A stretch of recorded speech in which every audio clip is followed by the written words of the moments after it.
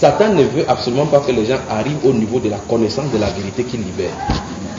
Parce que pourquoi quand on arrive, on y va doucement, vous voyez, petit à petit, il risque d'avoir des irritations. C'est pourquoi je m'arrête chaque fois de temps en temps pour vous demander, frère, vous m'aimez? Parce que je sais ce que ça fait. Il se pourrait qu'on soit comme ça, même amis, bon amis. C'est la parole qui nous sépare. C'est-à-dire que quand la vérité sort, on est obligé de prendre position pour la vérité. Au détriment des sentiments humains. D'accord, bien aimé? Et souvenez-vous de ceci. Lorsque la caméra filme là physiquement, il y a une autre caméra qui est invisible. Cette caméra-là filme et la scène physique et la scène spirituelle. Les pensées de cœur filment et se projettent dans une bande qui ne peut pas s'érouiller, qui ne peut pas se perdre. Ici, cette bande-là, il suffit que quelque chose arrive au mémoire et puis c'est terminé. Là-bas, c'est stocké au ciel. C'est-à-dire que personne ne pourra dire à Dieu que je n'avais pas compris. C'est pourquoi Dieu fait tout et tout pour que ses enfants, ceux qui l'aiment et qui s'est choisi d'avance, soient toujours confrontés à la vérité. Donc tu peux être dans le faux durant des années et Dieu permet à ce que tu viennes dans le vrai. Pourquoi il permet que tu passes dans le faux? Pour que quand tu vas confronter la vérité, tu vois la différence avec l'endroit où tu as toujours été. C'est que tu as toujours entendu. Et l'autre chose que je sais, c'est que quand on va prêcher la vérité toujours, ce n'est pas tous ceux qui sont à l'intérieur qui vont persévérer. Malgré quand on regarde comme ça, ce n'est pas tout le monde. C'est ce que la Bible montre. D'accord? Malgré que Noé a pu prouver en construisant l'arche, en disant aux gens tout ce qu'ils avaient à faire, c'est d'entre eux. Ça veut faire quoi là? Tout ce que les gens avaient à faire, c'est d'entre eux. Malgré qu'ils n'ont pas participé à la construction, c'était d'aller comme ça. Et puis c'était terminé. Jusque là, frère, ils ont refusé.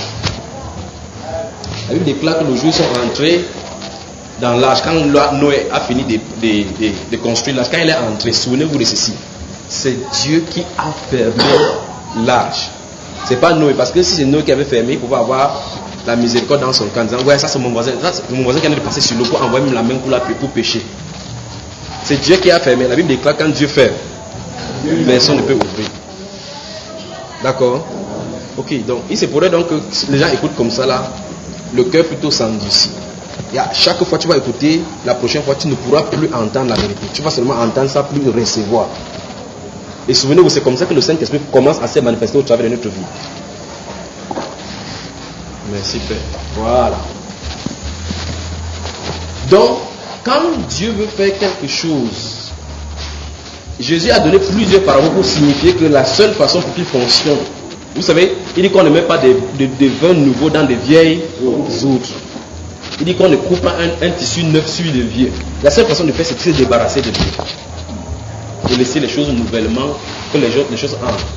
Donc, quand dimanche, le Saint-Esprit permettra, s'il le permet, ainsi compris dans ce sens-là, dans l'optique que lui-même nettoie des choses que nous avons ingurgées dans notre système-là, qui ne le glorifie pas. D'accord, bien aimé? Parce que si vous voudrez l'enlever par vous-même, vous ne pouvez pas. C'est lui qui peut le faire, le renouvellement de l'esprit. D'accord? Et que le Seigneur nous donne aussi que notre volonté ne résiste pas. Satan ne peut pas, seule ta volonté qui peut empêcher au Saint-Esprit d'agir. Vous dites oui, il le fait, vous ne dites pas oui, il ne le fait pas. Alors quand vous êtes devant la parole, vous pensez que qu'est-ce que Dieu va faire? Parce que la parole, la parole vient de Dieu, la parole est Dieu littéralement, un de ses attributs à coucher sur les papiers. Donc si vous confrontez à une parole, vous dites non, je attends que Dieu me dise ça en vision, vous allez attendre longtemps. J'attends tant que Dieu ne me parle pas, ne me convainc pas. Dans ce cas, ne prie pas, parce que déjà quand tu n'as pas répondu, tu continues à prier. Donc il faut comprendre que la parole a dit quelque chose, vous devez dire seulement Amen. Amen. Je continue le temps que ça arrive. Vous vous souvenez, dans Luc au chapitre 16, si vous lisez à partir du verset 19 jusqu'au verset 31, on parle là-bas des riches et de Lazare. Vous savez de ça, n'est-ce pas? Ce n'est pas une parabole. Le Seigneur Jésus raconte quelque chose qui est arrivé. Parce que dans les paraboles, on ne cite pas les noms. D'accord? Ok. Je vais vous donner seulement ce que le riche là a fait. Quand le riche là est arrivé au séjour des morts, quand il a compris la réalité de là-bas, il n'avait plus de possibilité de rentrer sur la terre pour demander pardon à Dieu. Alors il a commencé à négocier pour ses frères qui se trouvaient sur la terre. Que s'il te plaît, fais au moins que Lazare puisse aller à mes... J'ai 5 frères dans la maison. C'est pour les prévenir afin qu'ils ne viennent pas aussi dans ces lieux. C'est-à-dire qu'il comprend qu'il n'a plus de possibilité de rachat. Mais il dit qu'il sait directement que ceux qui sont sur la terre ont encore le pouvoir d'être rachetés. Vous comprenez? Il dit donc à Abraham que Père Abraham, mais si un des morts revient vers eux, ils croiront. Vous savez ce qu'Abraham leur a dit? Ils ont sur la terre les prophètes et les pauvres garçons qui prêchent, qu'ils croient. S'ils ne croient pas, ils viendront là-bas. Vous saisissez? Donc n'attendez pas à ce que, ne confrontez pas, ne tentez pas en disant que tant que Dieu ne me dit pas la vision, je ne crois pas. Et si votre souffle vous expirez, vous retrouverez où? Abraham a dit que Dieu ne prie pas tes 5 frères. La même erreur que tu as faite avant de venir là-bas. S'ils font cette erreur, ils viendront là-bas. Parce que le Seigneur Jésus-Christ a dit que je viens et ma rétribution entre mes mains pour rendre à chacun selon ce qu'est son œuvre. Il dit que celui qui est injuste soit encore, qui ne prie pas quelqu'un. Ne crois pas que Dieu, non, je suis assez belle pour aller en enfer. En enfer, il y aura les vraies beautés là-bas. Donc, tu n'es pas assez digne pour ne pas aller en enfer. Si vous pouvez avoir du cran pour comprendre que l'enfer est fait pour tous ceux qui désobéissent à la parole de Dieu, vous prêterez attention à cette parole-ci. D'accord? Abraham dit, s'ils ne les écoutent pas, ils trouveront. Pourquoi le riche dit qu'on envoie quelqu'un dire à ses 5 frères? Parce qu'il sait très bien que ses 5 frères mènent le même vie qu'il menait. Abraham lui rappelle qu'il y avait des prophètes qui ont parlé là-bas. Ils ont la loi de Moïse, ils ont négligé. Qu'est-ce que ce verset veut nous faire encore comprendre? Que Dieu a mis la voie pour que tout le monde puisse venir à lui de la même façon, la parole. D'accord? La Bible déclare qu'il a mis en évidence l'immortalité par l'évangile. C'est-à-dire, pour que tu sois immortel, vous devez croire cette parole. C'est négliger comme vous voulez. Ça accorde l'immortalité. Alléluia. Il dit la parole de Dieu accorde l'immortalité. C'est-à-dire quelqu'un qui était languissant, une âme qui était destinée pour la destruction, pour la géhenne, reçoit et accepte la parole de Dieu et le Zoé de Dieu vient. Vous savez bien aimé. Donc comment avez-vous dormi? J'imagine que vous commencez à penser maintenant que c'est toute votre vie spirituelle qui est chamboulée. Plus le Saint-Esprit chamboulé ainsi est venu s'installer lui-même. Amen. C'est ma prière. C'est-à-dire que c'est sur quoi nous nous reposions souvent en croyant que nous faisons. Vous pouvez être sincèrement dans le faux. Il dit vous pouvez être sincèrement dans le faux. Il y avait une jeune fille à Londres qui avait vu un chaton en période d'hiver. Le chaton grelottait. Elle a eu la compassion pour le chaton. Elle a dit qu'il faut qu'on fasse le chauffage à ce chaton. Elle a pu la mettre là le four. Le chaton est devenu le charbon. Donc vous savez le four qu'on fait les gâteaux là. Elle a ouvert là. Elle a mis là, elle a fermé. Elle avait les bonnes intentions. Mais vous voyez la conséquence, n'est-ce pas? Elle voulait chauffer le chaton. Elle a grillé. Vous pouvez être sincèrement dans le faux.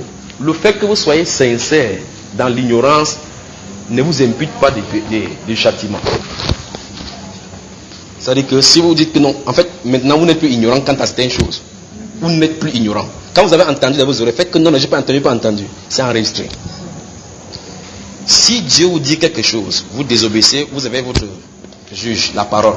Dans Luc chapitre 12, le verset 46 à 47, la Bible déclare que le serviteur qui ayant connu la volonté de Dieu ne s'est pas préparé sera battu d'un grand nombre de coups. Mais celui qui ne l'ayant pas connu a fait des choses dignes du châtiment sera battu de peu de coups. Donc finalement, que tu connaisses ou que tu ne connais pas, tu seras quand même battu. Puis encore si tu connais. Donc vous voyez qu'on n'a pas de choix, n'est-ce pas frère? La seule chose à faire, c'est se soumettre à la parole de Dieu. C'est soumettre à la parole de Dieu. Le prophète Job a dit que j'ai plié ma volonté sous sa parole. C'est-à-dire que même si ça ne me plaît pas, parce qu'il est mon créateur, parce qu'il m'a aimé le premier, je lui obéis. Amen. Donc, qu'est-ce que vous proposez? Comment on va aller maintenant? Comment on va aller? On peut commencer? Je ne sais pas s'il faut qu'on commence. J'aimerais qu'on regarde ce soir, on essaie d'examiner les caractéristiques dont des vrais et des faux prophètes, s'il vous plaît. Mais si vous voulez que ça se passe comme ça, c'est vrai qu'il y a encore même 6 points qu'on pourrait développer. En fait, le séminaire, il ne suffirait pas de développer, de parler en détail là-dessus. Donc, si vous permettez, donc, on voit des caractéristiques des prophètes, des faux et des vrais. Et de ces jours, on va voir comment la divination agit dans nos vies. Donc, dimanche, je ne sais pas s'il faut qu'on prenne un peu de temps, comme c'est dans la journée, on prend un peu de temps pour voir davantage comment discerner la divination dans nos vies. Et comment quelqu'un peut être sous l'influence de l'esprit de divination sans s'en rendre compte. Pour qu'on connaisse ces choses-là. D'accord, bien aimé? Donc ce soir, prenons un point, les deux là, et puis développons un peu les caractéristiques dont des vrais et des faux prophètes. Donc on va voir au travers des Écritures quelles sont les caractéristiques des vrais et des faux prophètes. Vous y êtes? Bon, maintenant, vous donc, choisissez, on commence par quel? Le caractéristique de vrai ou bien de faux? On commence comment? Les faux. En fait, c'est parce que vous savez qu'ils vous ont téné, vous voulez les détecter déjà. N'est-ce pas? Ok, donc j'espère que quand vous rentrez à la maison, vous examinez, n'est-ce pas? Examinez. N'essayez pas de tordre les Écritures. Vous tordez les Écritures. Le verset de 2 Pierre 3 dit que vous le tordez pour votre propre ruine. Vous tordez, vous allez vous faire du mal. Vous ne faites jamais du mal à Dieu. D'accord? Ok, donc commençons quelque part donc. Puisse le Seigneur Jésus ajouter les bénédictions à la lecture de sa parole maintenant. Prenons dans le livre du... Vous avez dit qu'on commence par le faux et le vrai. Et le faux. Prenons dans Jérémie au chapitre 28. Et Jérémie chapitre 28. Comment voir les caractéristiques des faux prophètes? C'est plein dans la Bible, frère, c'est plein dans la Bible. Maintenant, vous allez voir, on va lire la Bible et le Saint-Esprit va illuminer. Et à chaque endroit qu'on va s'arrêter, vous allez les voir. Vous allez voir comment le Saint-Esprit a directement inscrit cela dans la Bible.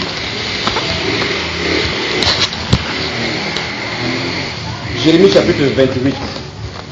Vous y êtes? Ok. Maintenant, les dernières fois, je vous ai donné Jérémie chapitre 23, de lire du verset 9 au verset 31. Vous avez essayé de lire.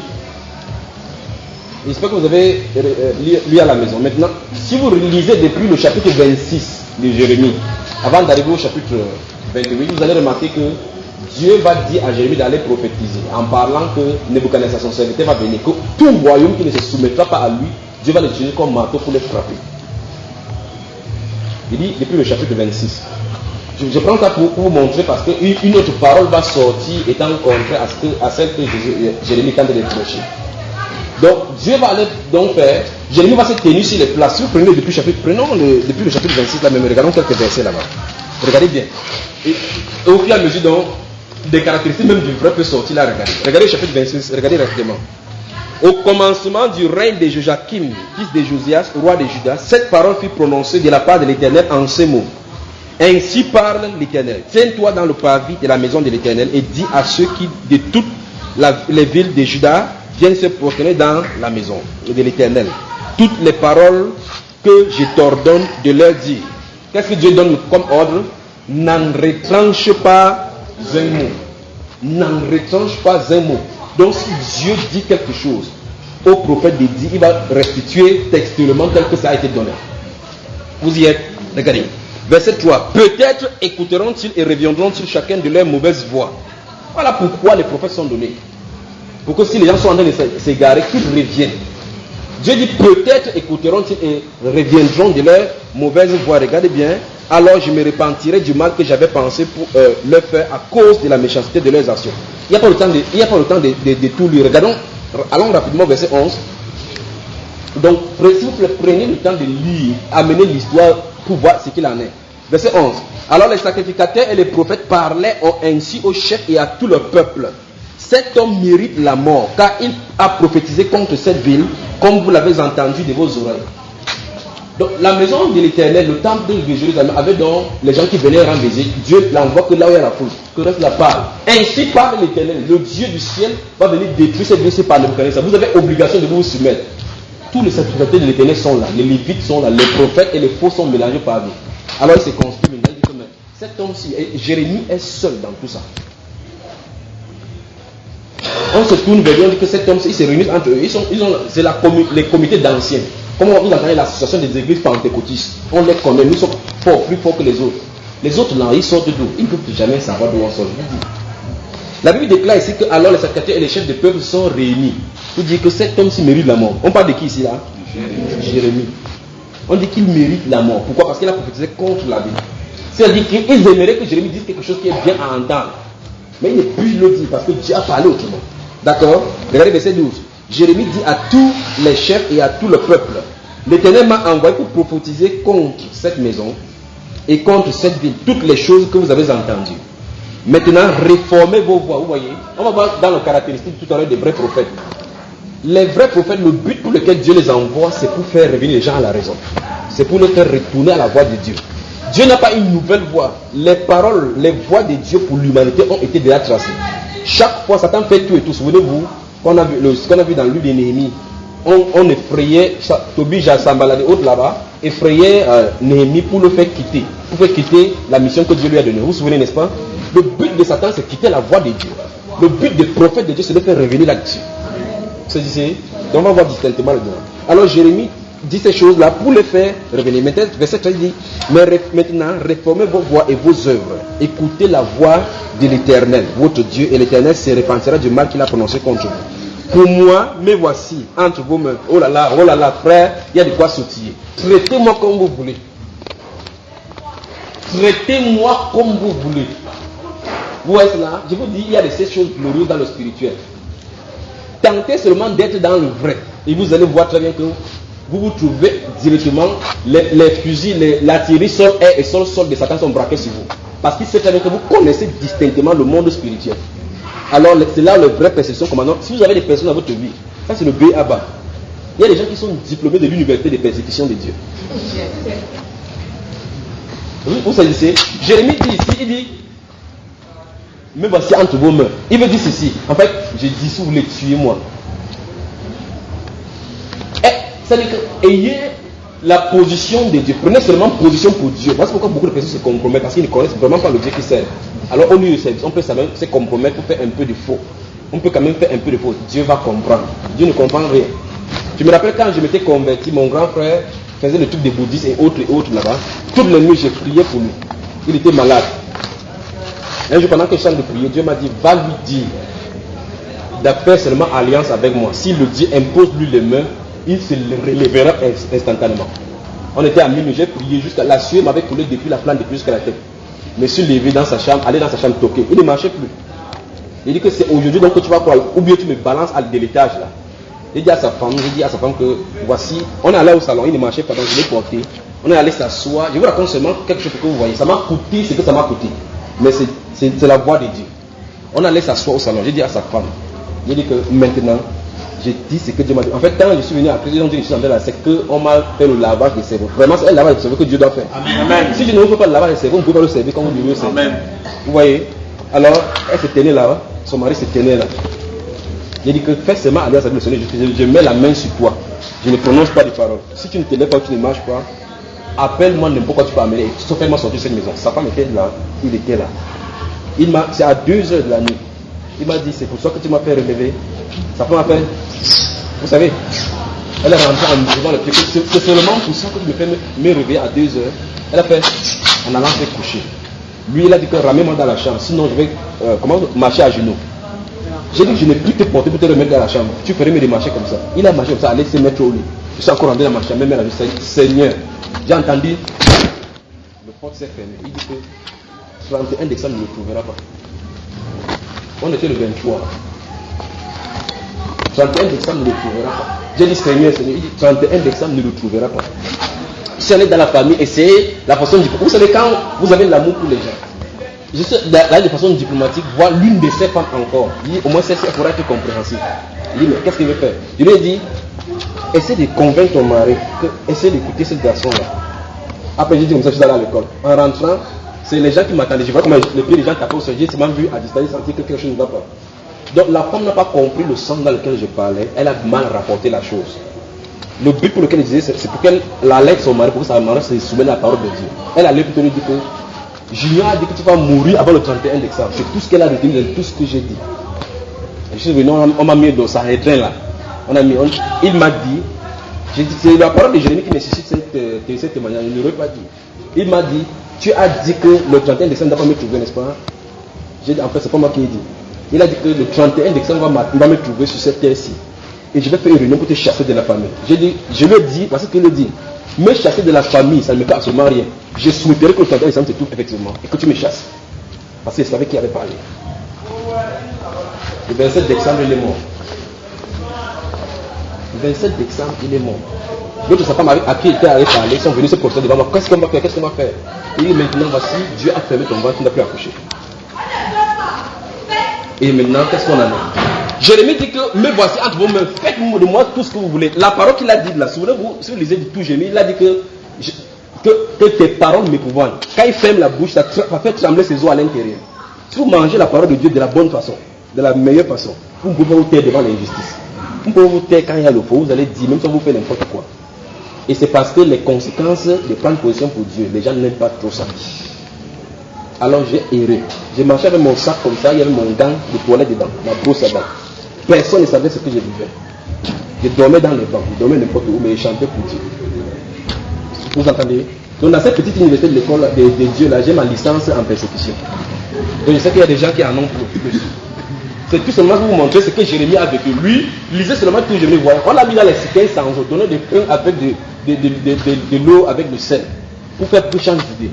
Quand on le fait changer, on croit peut-être que la changer avec peut-être la cellule et l'isolement, on peut changer. Il vient quand on dit que Jérémie parle ainsi par l'Éternel, le grand spirituel, il ne peut pas changer, frère. Il ne peut pas changer parce que c'est la parole de l'Éternel. Amen. Amen. Donc Dieu lui a dit dans le chapitre 26 donc d'aller parler, il a prophétisé. Maintenant on se trouve, allons-y rapidement au chapitre 28. Ayez le temps seulement de lire la Bible. Ayez le temps de lire la Bible. Regardez, chapitre 28 à partir du verset 1 maintenant. Dans la même année, au commencement du règne de Sédécias, roi de Juda, le 5e mois de la 4e année, Anania, fils d'Azur, prophète de Gabaon, médit dans la maison de l'Éternel en présence des sacrificateurs de tout le peuple. Regardons-nous d'abord là-bas. Je suis dans Jérémie chapitre 28, là, d'accord? On dit que Anani était prophète de Gabaon. Et il se trouvait dans la maison de l'Éternel. Ce qui est quelque chose qui ne devait pas savoir. Si vous lisez la Bible et vous savez qui sont les Gabaonites, vous devez comprendre vraiment qu'il y a quelque chose qui ne va pas. Amen. C'est pour ça que je suis en train de vous dire que ces gens-là, le plus grand année, c'est quand ils se trouvent dans la chose de Dieu. Amen. Si vous lisez, vous connaissez l'histoire quand dans le livre de Josué chapitre 9, quand Dieu avait donné la puissance de détruire Jéricho, Aïe et autres. D'accord? Si vous lisez l'histoire dans le livre de Josué chapitre 9, donc, les Gabonites ont appris comment Dieu avait traité tous ceux qui marchaient contre Israël. Alors ils ont usé des ruses, ils sont venus faire alliance avec nous. Ils ont fait alliance avec Israël, a fait alliance avec les Gabonites et ils sont restés jusqu'à ces jours-là au milieu d'eux. Vous saisissez, n'est-ce pas? Et Josué a donc dit que parce que vous avez menti comme ça, là, vous êtes maudits, vous allez couper du bois, vous serez maudits au milieu de l'enfant d'Israël. Donc c'était un peuple qui n'était pas de peuple juif.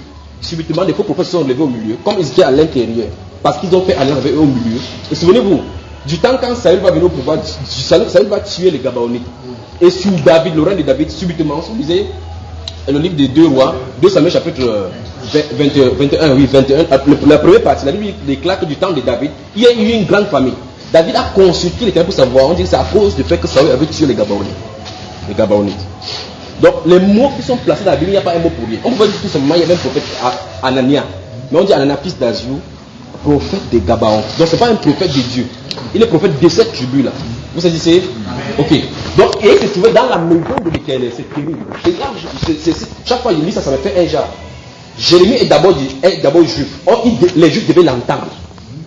Quelqu'un qui est étranger vient, il fait se trouver dans l'alliance de Dieu sans être du peuple de Dieu. Et il prophétise. Et il prophétise avec le nom du même Dieu que le vrai prophète a prophétisé. C'est bien aimé. Il y a un danger au milieu chrétien. Continuons. Verset 2. Regardez bien. Vous y êtes. Donc on dit donc ce prophète-là est venu dans la maison. Il dit ainsi parle l'Éternel des armées, le Dieu d'Israël. Je brise le joug du roi de Babylone. Vous voyez là? C'est lui qui prophétise comme ça. Et il est dans la maison de l'Éternel. Il dit ainsi parle l'Éternel des armées, le Dieu d'Israël. Pour que vous soyez sûr que c'est lui qui en a parlé. Alors maintenant, Jérémie vient de prophétiser que ainsi parle l'Éternel des armées, le Dieu d'Israël. Le roi de Babylone va amener en captivité tout ce qui est ici. D'accord? Permettez-moi de vous expliquer quelque chose pour que vous sachiez ce que c'est que les prophètes. Les prophètes assistent au conseil de Dieu. Quand Dieu se réunit chaque fois là-bas. Vous savez, quand il y a un conseil des ministres, le président il appelle les ministres, ils se réunissent sur un table, ils causent des choses. Dieu n'a pas besoin de faire cela, mais Dieu veut communier avec ses enfants. Il les communique ce qu'il faut faire. On peut aller dans la Bible si Dieu le permet. Regardez tout cela dans 1 roi chapitre 22, où Michel a dit qu'il était au conseil. C'est ici. Ok, ce qui veut dire c'est ceci. Quand un prophète de Dieu a parlé quelque chose, tout autre prophète sur ce sujet qui va venir plus tard, même s'il n'a pas connu ces choses, parlera la même chose. Amen. C'est ici, n'est-ce pas? Amen. Si vous lisez 1 roi chapitre 16 jusqu'au chapitre 18, vous allez voir comment Élie, en quittant la scène, avait prophétisé sur Akab et sur Jézabel. C'est normal donc que Michel, en venant consulter le même Dieu, Dieu lui dit clairement exactement comment Michel et Akab va le faire. Quand ils sont allés consulter, je crois que Dieu, si Dieu permet qu'on lise là, quand on va toucher ces versets, on va voir. Quand Akab Josaphat est venu rendre cette visite de diplomatie à Akab, dire montons à Ram Angalot. Fondamentalement, il avait raison parce que Ram Angalot appartenait au peuple juif. Mais c'était le moment de Dieu d'accomplir les prophéties qu'Élie avait dit. Alors il dit, alors nous, Josaphat lui dit, est-ce qu'on ne peut pas monter? Il avait un peu de Dieu en lui, un peu. Est-ce qu'on doit aller faire quelque chose comme ça de si important sans construire éternel? Akab dit, voici 450 prophètes. Ici, on a dit que il a dit que je t'appelle mes prophètes. Ils ont dit oui. Tous sont depuis là-bas. Ainsi par l'éternel. Akab va, tu vas gagner. Akab va, tu vas gagner. Josaphat, qui avait un peu de Dieu, a su qu'il y a quelque chose qui ne va pas. Quand tu as quelque chose de Dieu en toi, quand tout le monde fait quelque chose doit d'abord signer là-bas que ce qui est élevé parmi les gens est une abomination à l'éternel. Ce qui est élevé parmi les gens est une abomination. Il savait très bien. Si vous lisez ces passages, il n'y a pas quoi que ce soit pour que Josaphat puisse demander encore un autre prophète. Puisque tous ont prophétisé que tu auras la victoire. Josaphat, quelque chose en lui a dit que quelque chose ne va pas, quelque chose tournera.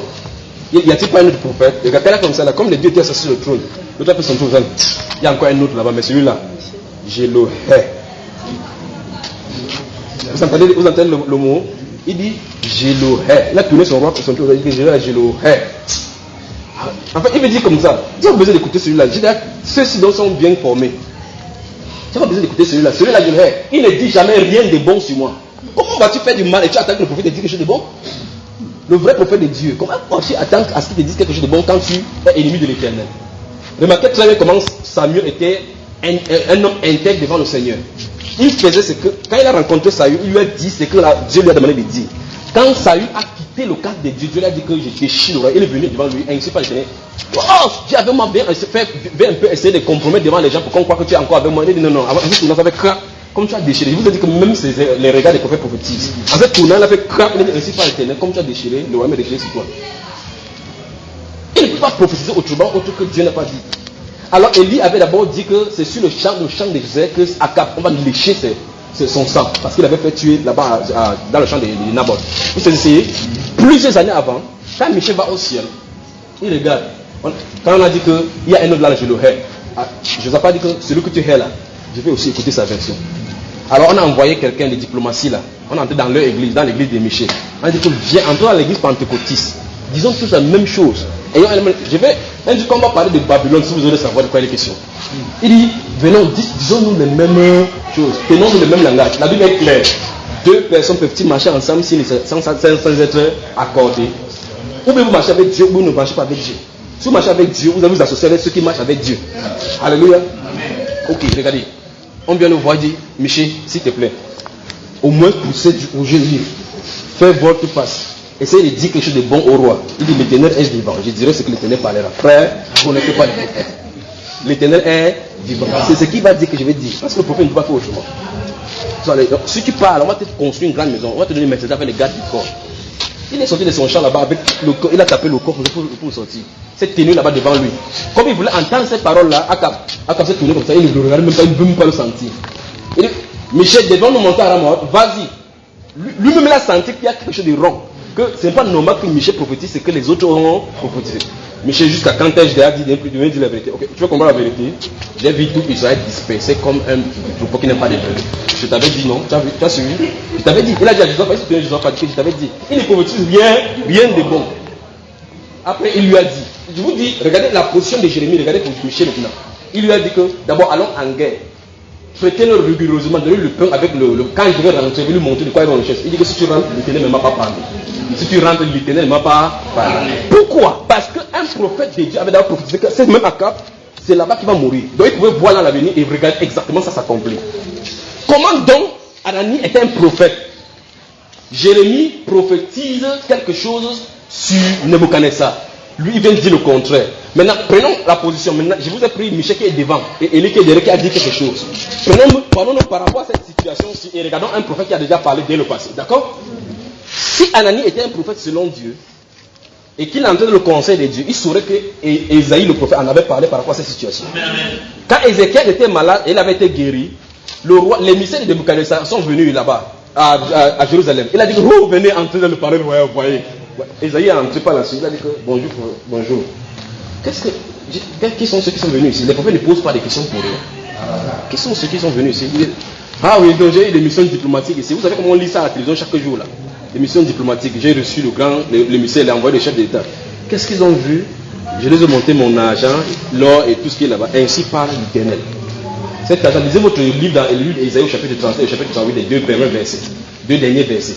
Et ainsi parle l'Éternel. Tout ce que vous avez vu là-bas, tout ce qu'on a vu là, tout ce que tu leur as montré, ira chez le roi Nebuchadnezzar à Babylone. Donc, plusieurs années avant, Dieu avait déjà parlé par rapport à cette situation. Jérémie n'avait pas lu cela, il se tient là-bas, le même esprit qui avait parlé à Esaïe parle encore au travers de lui. Mais quelqu'un se tient au milieu, il dit quelque chose qui est contraire. Amen. Vous parlez, on a parlé à l'Ancien Testament, prenez un exemple pour que vous compreniez.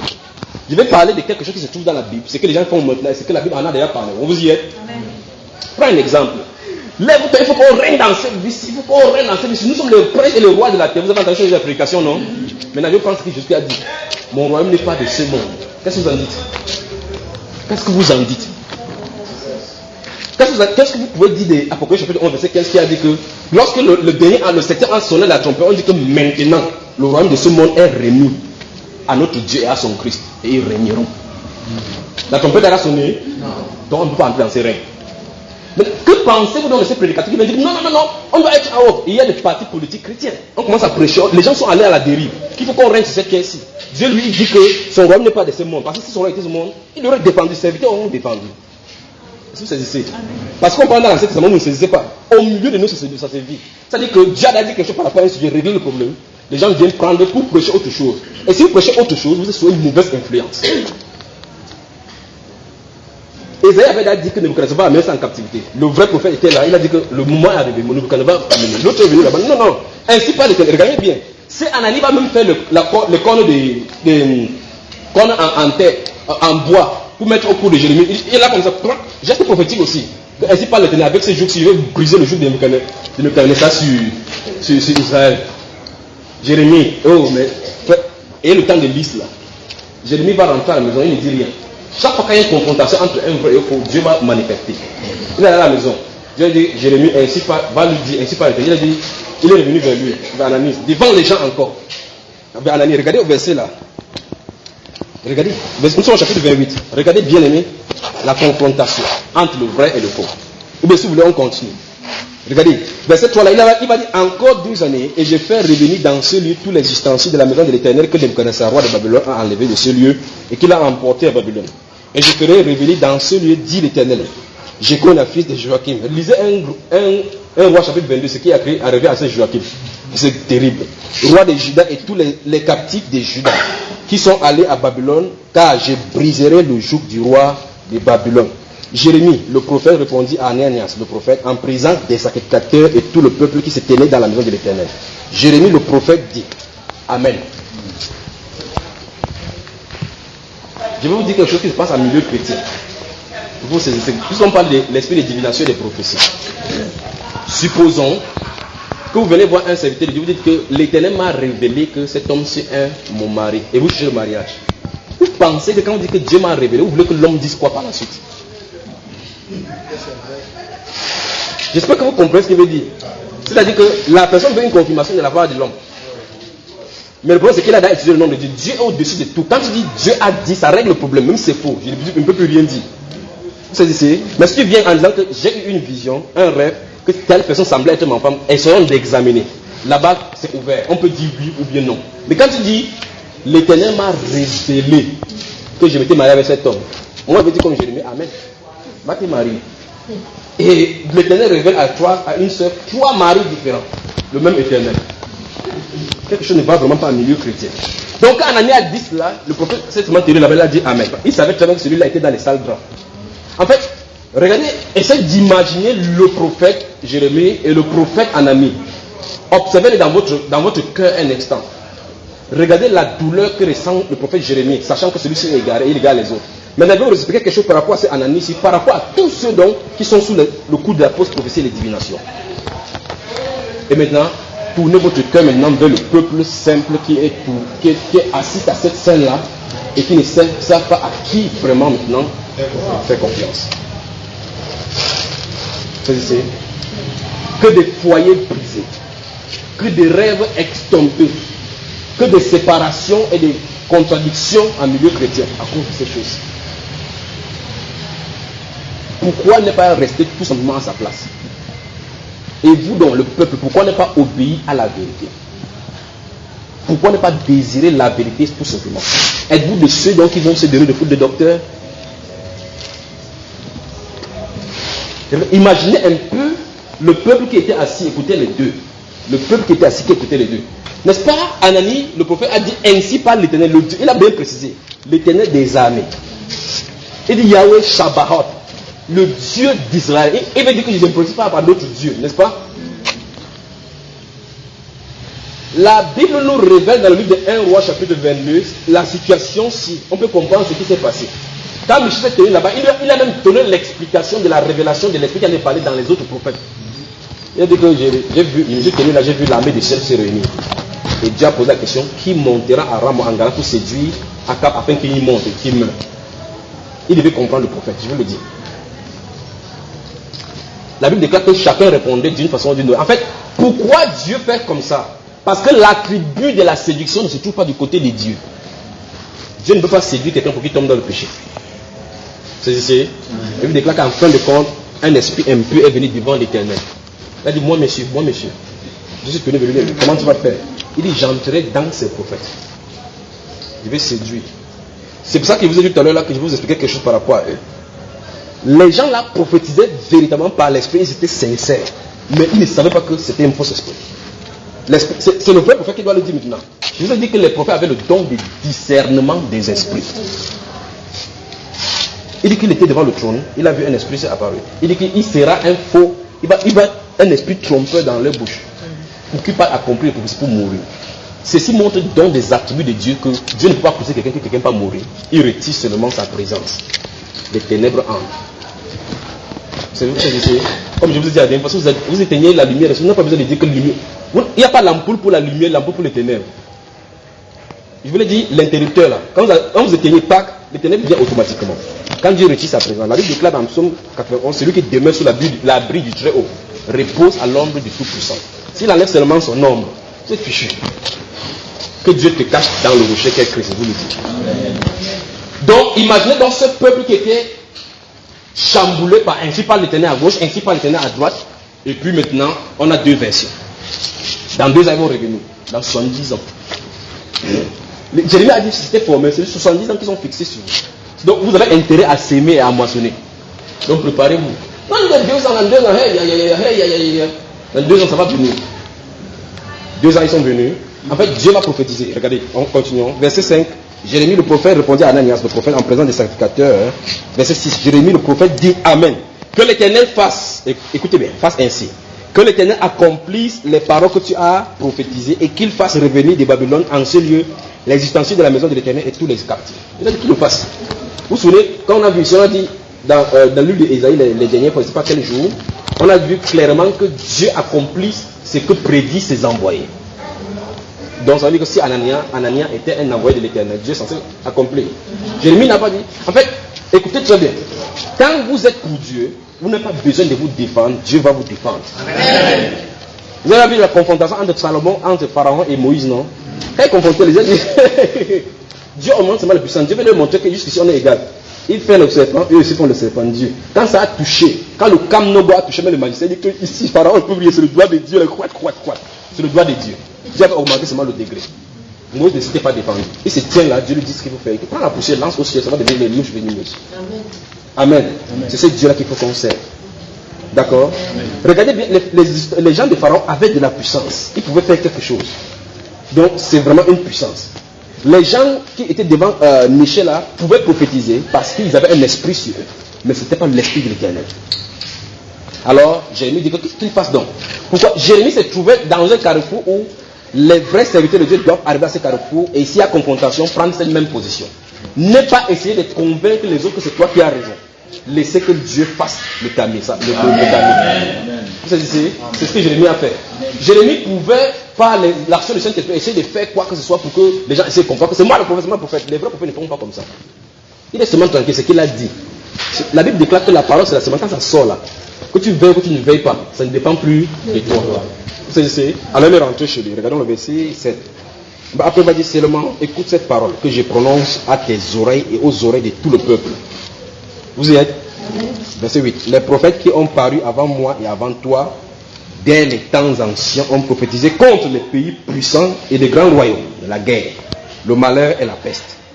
Mais si un prophète prophétise la paix, c'est par l'accomplissement de ce qu'il prophétise qu'il sera reconnu comme véritablement envoyé par l'Éternel. Je crois que ça devait être clair là maintenant, de tout ce qu'on a dit depuis. Vous voyez, regardez, il a parlé de quelque chose de l'avenir. Jérémie nous fait beaucoup de choses ici. Il dit qu'il y a eu des confrontations avec les prophètes dès le passé. Mais ils ont prophétisé sur les royaumes de grands royaumes. Ce n'est pas l'accomplissement de ce qu'ils avaient dit qu'on reconnaît si oui ou non ils sont des prophètes. En fait, Jérémie veut nous dire que nous sommes à égalité là maintenant. Il ne peut pas prouver que tu es faux, tu ne peux pas prouver que tu es faux. Mais Jérémie savait de quel côté il était. Vous voyez, verset 10 maintenant. Alors Anani le prophète enleva le joug de dessus le cou de Jérémie, le prophète, et le brisa. Et Anani dit en présence de tout le peuple, ainsi parle l'Éternel. Regardez bien. C'est ainsi que dans 2 années, je briserai de dessus le cou de toutes les nations, le joug de Nebuchadnezzar, roi de Babylone, et Jérémie le prophète s'en alla. Après qu'Anania le prophète eut brisé le joug de dessus le cou de Jérémie le prophète, la parole de l'Éternel fut adressée à Jérémie en ces mots. Va et dis à Anania, ainsi parle l'Éternel, tu as brisé un joug de bois, tu auras à sa place un joug de fer. C'est-à-dire, Dieu se charge d'interpréter sa propre parole. Voilà pourquoi donc les prophètes sont appelés les porte-paroles de l'Éternel. C'est-à-dire, si vous prenez sur le plan diplomatique, sur le plan terrestre, quand un président doit aller quelque part dans un des, peut-être un de ses amis est décédé, il envoie quelqu'un, vous entendez que telle personne va représenter le chef de l'État. Cette personne, s'il est ministre de la Défense, il ne part pas là-bas en tant que ministre de la Défense. Il part avec l'attribut du chef de l'État. Ça veut dire que s'il y a attentat là-bas, on a fait l'attentat sur le chef de l'État. C'est ce qu'on dit. Voilà pourquoi ils peuvent dire qu'avec l'autorisation qui m'a été donnée, je te confesse ici à titre posthume.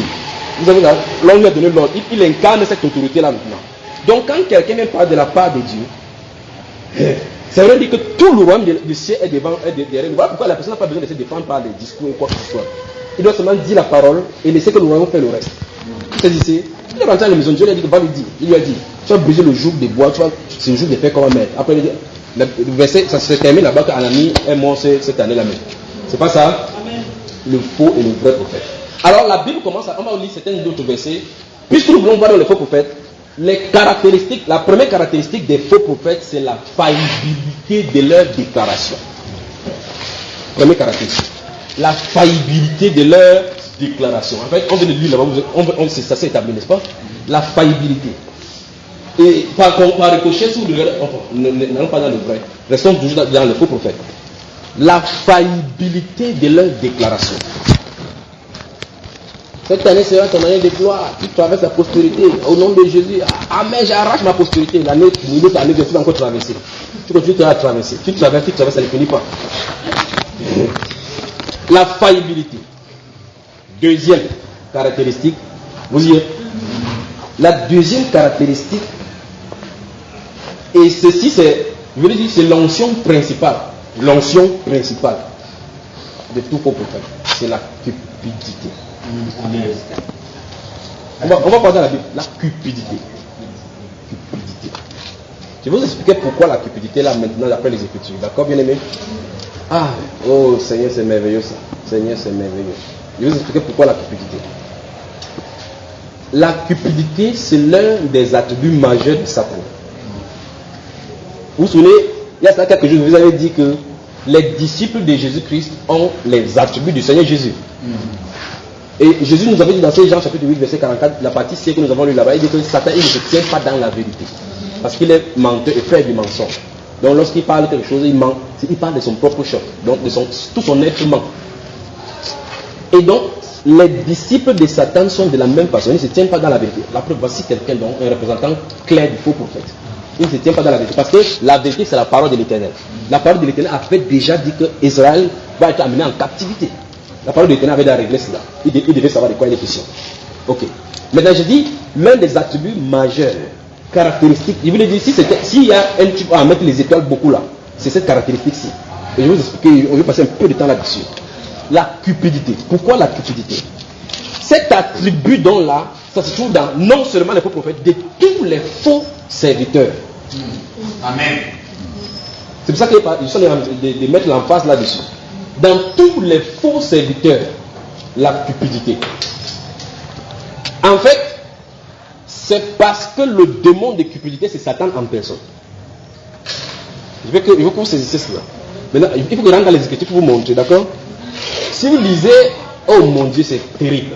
Si vous lisez Matthieu chapitre 6, vous arrivez à un moment donné au verset 24, on dit vous ne pouvez pas servir Dieu et Mammon. Qui est Mammon? Répondez avec moi, bien aimé. Qui est Mammon? Le Dieu de l'argent, littéralement. Laissez d'abord Satan. Satan, c'est un de ses attributs encore. Satan veut dire accusateur. Son nom, c'est Lucifer. Il dit que Mammon, on dit vous ne pouvez pas servir Dieu et Mammon. Mammon, c'est qui? Le Dieu de l'argent, la cupidité. Donc, autrement dit, vous ne pouvez pas être dans le service de Dieu et aimer l'argent comme cette personne aime l'argent. Alors, vous allez servir un autre Dieu. Voici pourquoi, si vous pouvez le discerner dans leur discours, on va voir dans la Bible, au travers de la Bible, ce que la Bible dit, d'accord? Donc, le discernement ici, simple, à la limite de la parole. Ça veut dire quoi? Leur prédication, c'est encore du caractère là-bas. Les prédications et les prédictions tournent autour de l'argent et du bien matériel. Notez. Leur prédication. Oh, merci Saint-Esprit. Les prédications et les prédictions tournent autour du bien matériel et des choses terrestres. Je vais vous expliquer dans les Écritures, je vais donner les passages et puis vous donner les exemples pour que vous saisissiez. Peut-être en disant, vous écrivez, vous ne savez pas ce qu'il veut dire. Il faut qu'il donne des exemples pour que ça vous révèle la mémoire de là où vous avez été.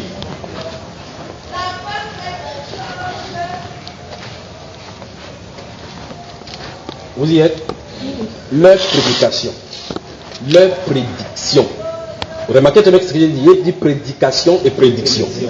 C'est-à-dire quand il fait l'enseignement, pour que vous saisissiez, quand il fait l'enseignement, il va chercher les versets qui parlent de l'argent, le bien matériel, le bien-être sur la terre.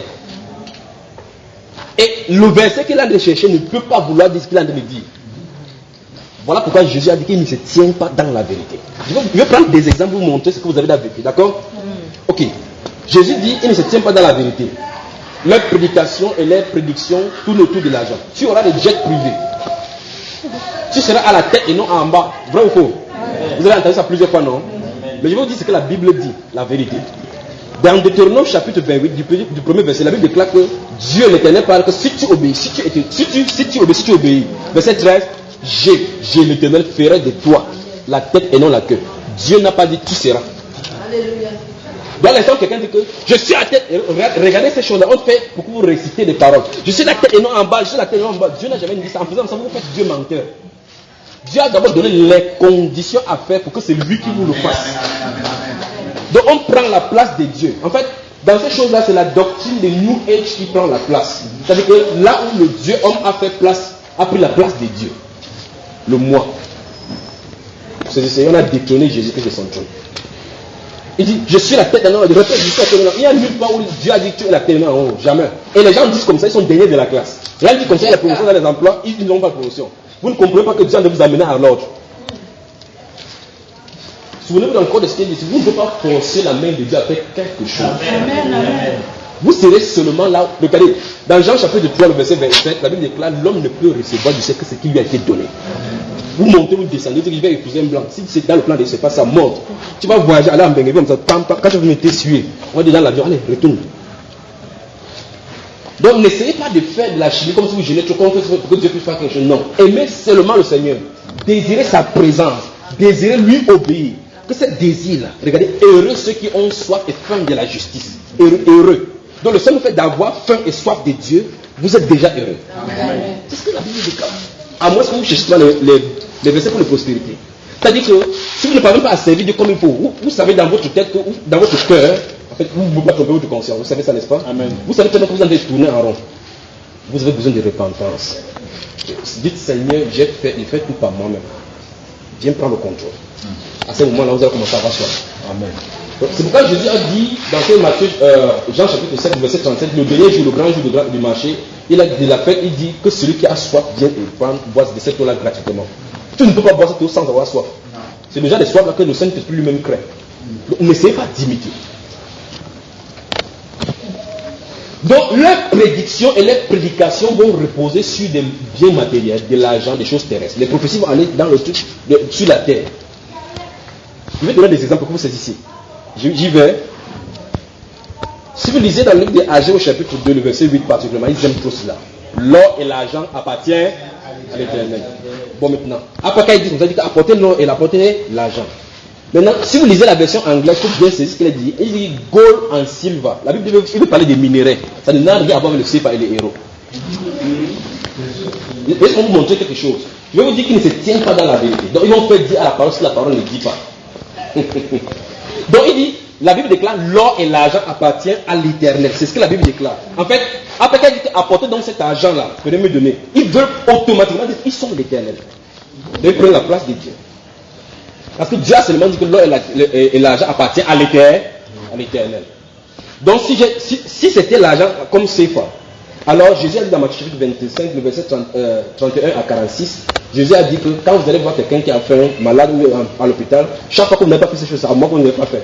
Donc si normalement, je prends cet argent, je vais à l'hôpital et donne, je sens le donner à Jésus. Mais ils insistent qu'on vient les donner en prenant la place de l'Éternel. Pourtant c'est Dieu qui a dit dans sa parole que l'or et l'argent lui appartient. Je vais dire si cet or et l'argent étaient effectivement le CFA, d'accord?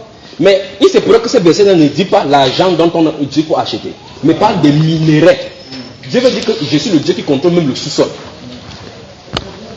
Absolument, madame. Vous voyez là on est là maintenant. Ils ne se tiennent pas dans la vérité. Pourquoi? Parce que leur père ne se tient pas dans la vérité. Il faut qu'ils aient ces caractéristiques.